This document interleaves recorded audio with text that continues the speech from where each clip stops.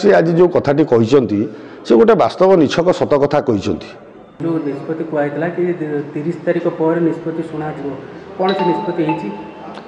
30 तारीख पर आम जो निष्पत्ति नापी कथा आज आम से अनुसार आपण मैंने जानते आम दिन तले बसईलु छात्र और युवक मान 44 पंचायत और एनएसी आज भी आम जो निमापड़े माइनोरिटी सेल अच्छा संख्यालघु संप्रदाय आज आम 11टी जाक बस्ती निमापड़ा गोप निर्वाचन मंडली आज डाकी से प्राय आप देखी 200 ऊर्ध ये आसिक मुस्लिम भाई मैंने एकत्रित होते नेतृत्व मैंने तो से सांगे आम टे आलोचना करूँ आउ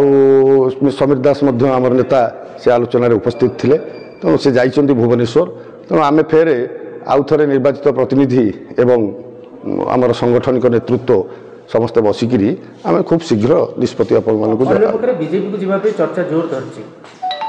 बीजेपी की जावाई कौन चर्चा धरी आम तो एपर्यंत किसी सेमती निष्पत्ति नहींनु तेणु कौन कौ दृष्टि चर्चा धरी मुझे जानी यदि आप कौन थी आप कहले मुझे उत्तर देवी जी रही बीजेपी प्रार्थी जी रही प्रभाती परिड़ा सी आज गोटे बैठक कहते जदि 3 थर विधायक से जदि दल मिशुन तेल से संगठन को दरकार पड़े समीकरण चेंज कर दे पारती सी जदि दल मिसबे आम स्वागत करूँ कौन कहे ना शुणु सी आज जो कथाटी कहते से गोटे वास्तव निछक सत कथा कहते जड़े 15 वर्ष 17 वर्ष धरी से निमापड़ा राजनीति सहित संपृक्त अच्छा से निर्वाचन में 3 थर हारिले निमापड़ा राजनीति रे से केबे छाड़ी जाना ये सब से अच्छा निमापड़ा राजनीति सहित संपृक्त रहीकि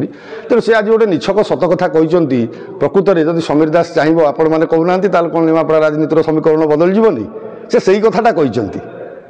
गोटे सत कथाटी आज कहते।